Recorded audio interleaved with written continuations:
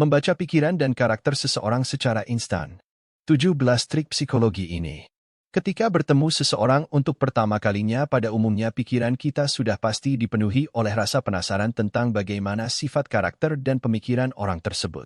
Karena alasan itulah penting bagi kita untuk mengetahui bagaimana cara manusia berkomunikasi terkait dengan psikologi. Menurut para pakar psikologi, ketika dua atau lebih individu berinteraksi, 55% pesan yang benar-benar ingin disampaikan berasal dari bahasa tubuh, 38% berasal dari nada atau intonasi suara, dan hanya 7% sisanya berasal dari kata-kata yang diucapkan. Tips psikologi cara membaca pikiran orang lain secara instan, itu berarti ketika kita bertemu seseorang untuk pertama kalinya kita harus mempertimbangkan ketiga faktor yang sudah disebutkan tadi. Selain memperhatikan penampilan, jika ingin mengetahui apa yang dipikirkan oleh orang lain ketika pertama kali bertemu, perhatikan petunjuk-petunjuk berikut ini. 1. Kontak mata. Ada pepatah yang mengatakan bahwa mata adalah jendela hati untuk mengetahui jenis kontak mata mana yang diberikan. Kita harus bisa mempertimbangkan konteksnya. Misalnya, jika seseorang benar-benar tidak bisa mengalihkan pandangannya, maka bisa berarti bahwa dia tertarik atau suka. Di sisi lain, ketika bertatapan mata dengan sesama dan kemudian dia tidak bisa melihatmu kembali, maka itu bisa menandakan bahwa dirinya merasa gugup atau menyembunyikan sesuatu. 2. Alis mata.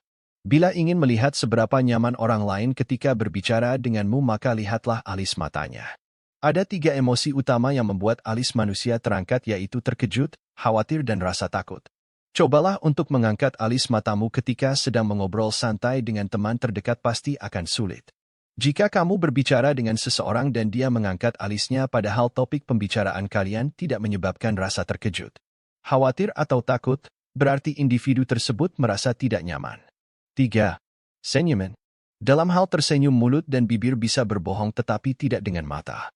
Harus diketahui bahwa senyum yang benar-benar tulus adalah senyum yang sampai ke mata dan menciptakan kerutan di sekitarnya.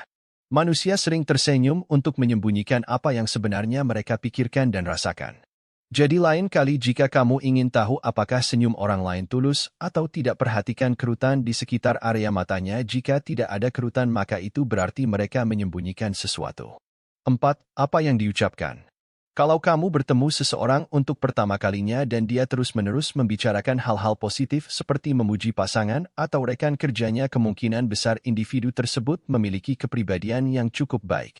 Penelitian menunjukkan bahwa semakin sering seseorang menilai positif sesamanya sebagai pribadi yang baik, sopan, penuh kasih, dan santun, maka kemungkinan besar dia juga memiliki sifat-sifat tersebut, dan begitu juga sebaliknya. Jika sering membicarakan hal-hal buruk, maka orang tersebut cenderung mempunyai karakter yang sama.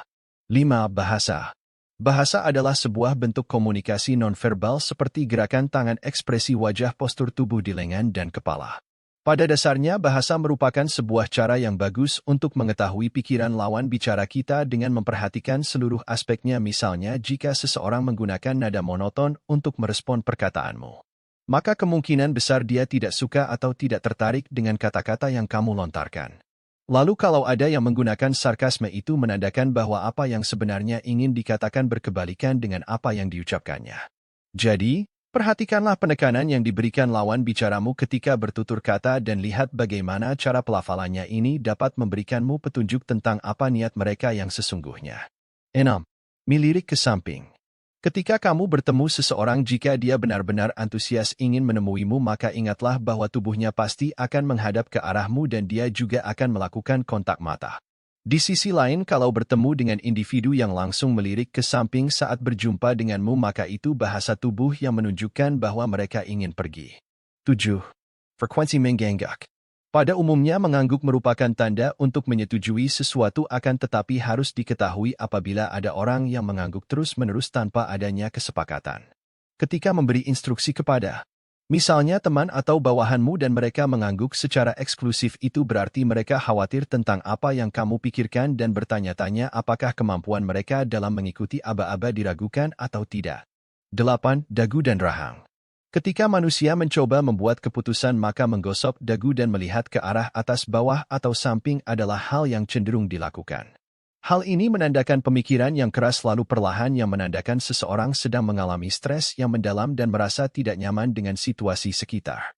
Selain itu, Mereka yang mengatupkan rahangnya ketika berkomunikasi juga menandakan bahwa topik percakapan dengan lawan bicara mungkin mengarah ke sesuatu yang dikhawatirkan atau mereka sedang berfokus kepada hal lain yang menyebabkan stres.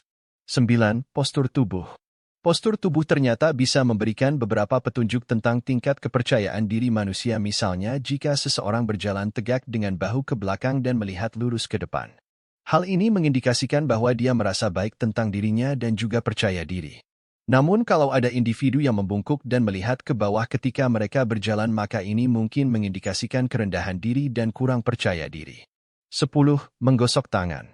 Dipercaya oleh banyak ahli bahwa gerakan tangan dapat mencerminkan pikiran kita ketika ada orang yang menggosok-gosokkan kedua tangannya secara bersamaan. Hal tersebut pada umumnya menandakan bahwa dia memiliki perasaan yang baik tentang sesuatu dan juga yakin bahwa akan ada hal menakjubkan yang segera terjadi di masa depan. 11. Jabatan tangan. Dengan hanya berjabat tangan atau bersalaman saja kamu bisa dengan cepat mengetahui tentang sifat karakter dan kepribadian orang lain. Mereka yang memiliki jabatan tangan yang lembut cenderung patuh dan penurut, sebaliknya jabatan tangan yang kuat dan keras menunjukkan kecenderungan suka mendominasi selain kekuatan jabatan. Selain itu, lama waktu bersalaman ternyata juga bisa mengungkapkan isi pikiran jika seseorang hanya sebentar saja berjabat tangan denganmu.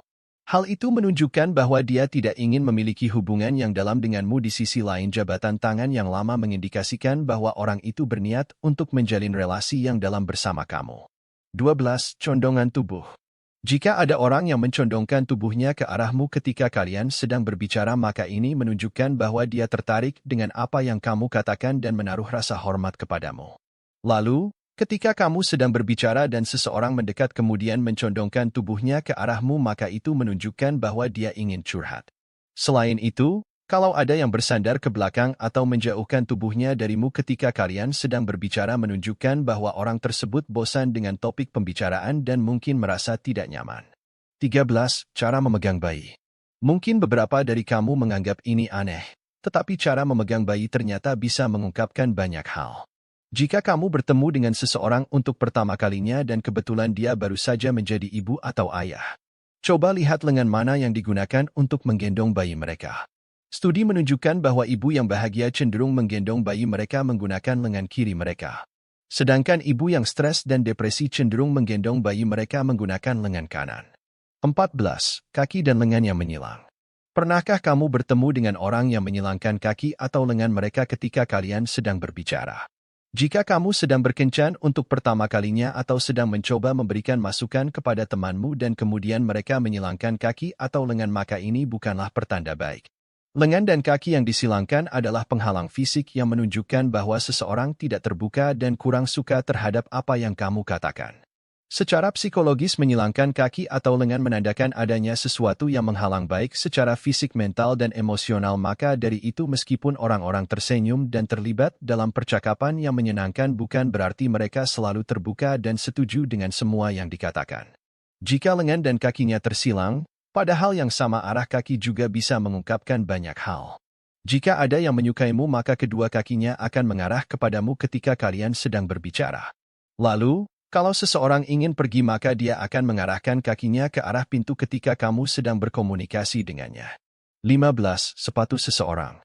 Sepatu ternyata dapat memberikanmu banyak informasi tentang karakter dan kepribadian, menunjukkan bahwa tipe dan jenis sepatu yang dipilih dapat secara akurat mencerminkan personalitas seseorang. Misalnya, orang yang mudah gugup cenderung memiliki sepatu yang selalu baru atau sepatu yang selalu bersih.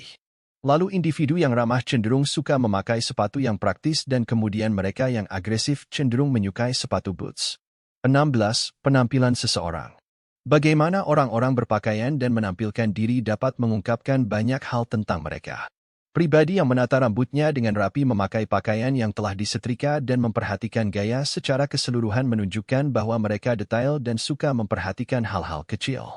Sementara itu, orang yang tidak menata rambutnya dengan rapi dan suka memakai pakaian kasual mungkin memiliki sifat kreatif. Terakhir, mereka yang terlihat tidak terawat, berantakan, dan bau bisa menandakan sifat yang malas dan jorok. 17. Meniru bahasa tubuh. Jika kamu belum pernah mencoba membaca bahasa tubuh, mungkin ini adalah sesuatu yang tidak kamu sadari. Ingatlah, di masa depan nanti kalau ada seseorang yang meniru bahasa tubuhmu, ini berarti dia merasakan sesuatu yang sangat baik darimu sehingga ingin menjelaskan dirinya dengan kamu. Hal ini juga menandakan bahwa pembicaraan berjalan dengan baik dan pihak lain menerima pesanmu dengan baik.